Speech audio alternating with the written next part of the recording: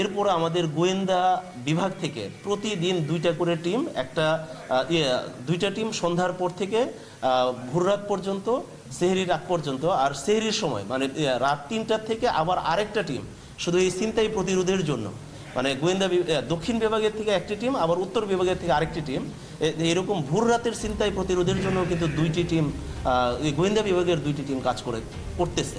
তো আমাদের এখানে ইউনিফর্ম পোশাকে পুলিশ কাজ করতেছে, সিভিলেও কাজ করতেছে।